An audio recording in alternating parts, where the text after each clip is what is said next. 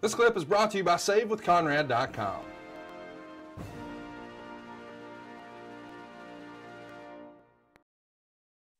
Yeah. Speaking on Vader, I thought that was a great person to put in with me. I know you hear a lot of talks about people saying if Vince put him in there as a punishment or something like that. That's ridiculous. We're a professional business. Vince is a professional, always has been, and that if it makes money, he uses it. If it works, he uses it. Nothing personal. It's just business.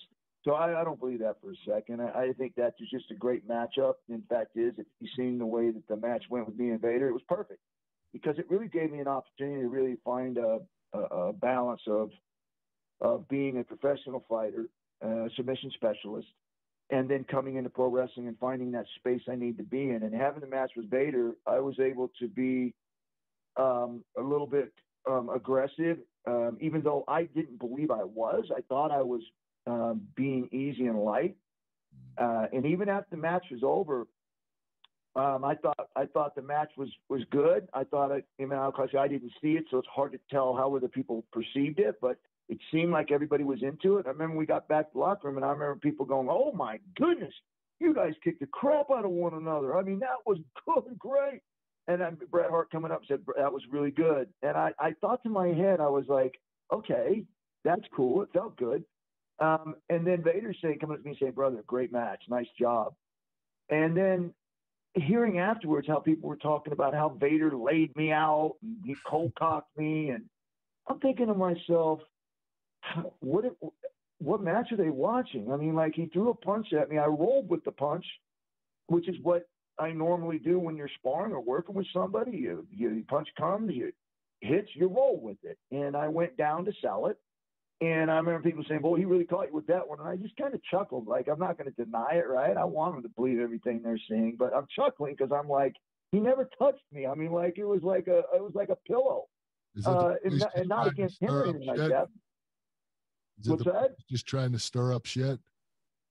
Well, you know how it is with media and fans. Everybody thinks they know what's really happening in there. And the reality of it is, I thought me and Vader worked great together. And we were friends after that. We were friends before that. We both were very excited working with each other. The only part of that whole thing where I was a little bit, and I told him I was sorry. And he said, "Don't worry about it, brother. It's your first match." Is that I broke his nose, that I threw a knee. But I think that was more in a case of where I was throwing it because I wasn't communicating.